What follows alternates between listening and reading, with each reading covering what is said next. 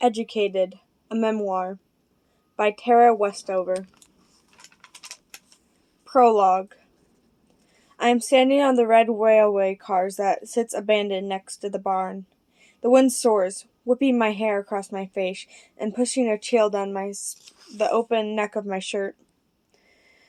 The gales are strong this close to the mountain, as if the peak itself is exhaling. Down below, the valley is peaceful, undisturbed. Meanwhile, our farm dances, the heavy conifer trees swaying slowly, while the sagebrush and thistles quiver, bowing before every puff and pocket of air. Behind me, a gentle hill slopes upward and stitches itself into the mountain base. If I look up, I can see the dark form of the Indian princess. The hill is paved with wild wheat. If the conifers and sagebrush are soloist, the wheat field is a corps de ballet, each stem following all the rest in bursts of movement. A million ballerinas bending, one after the other, as great gales dent their golden heads. The shape of that dent lasts only a moment, and it is as close as anyone gets to seeing wind.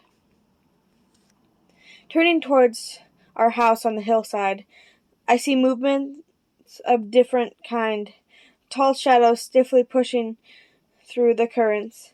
My brothers are awake, testing the weather.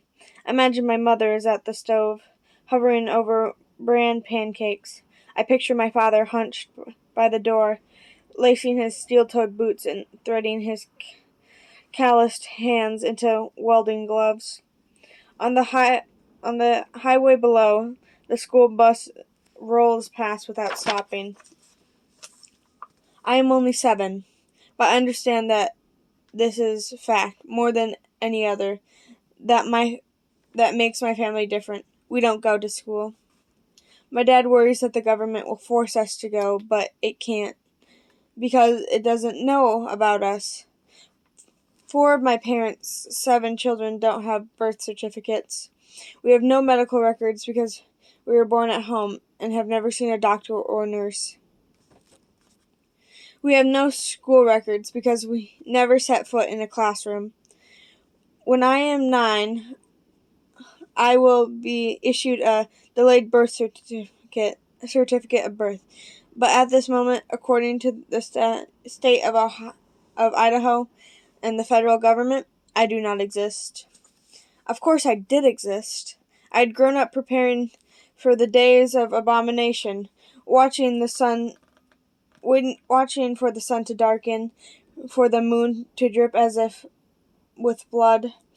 I spent my summers bottling peaches and my winters rotating supplies. When the world of men failed, my family would continue on, unaffected. I had been educated in rhymes of the mountain, rhymes in which I had never rhymes in which change was never fundamental, only cyclical. The same sun appeared each morning, swept over the valley, and dropped behind the peak. The snow that fell in the winters always melted in the spring. Our lives were a cycle. The cycle of the day, the cycle of the seasons, circles of perpetual change that, when complete, meant nothing that had changed at all. I believe my family was a part of this immortal pattern, that we were, in some sense, eternal. But eternity belonged only to the mountain.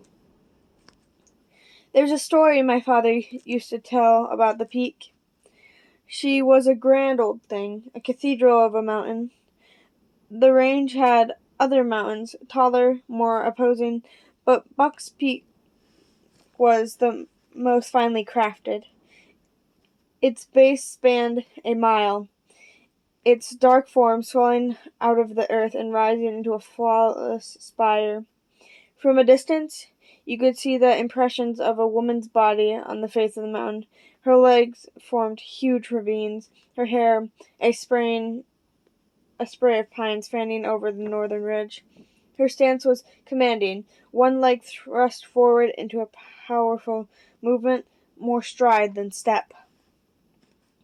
My father called her the Indian princess. She emerged each year when the snow began to melt, facing south, watching the buffalo return to the valley. Dad said the nomadic Indians had watched her appearance as a sign of spring, a signal the mountain was thawing, winter was over, and it was time to come home. All of my father's stories were about our mountain, our valley, our jagged little patch of Idaho. He never told me what to do if I left the mountain, if I crossed the oceans and continents and found myself in a strange terrain where I could no longer search the horizon for the princess. He never told me how I'd know when it was time to come home.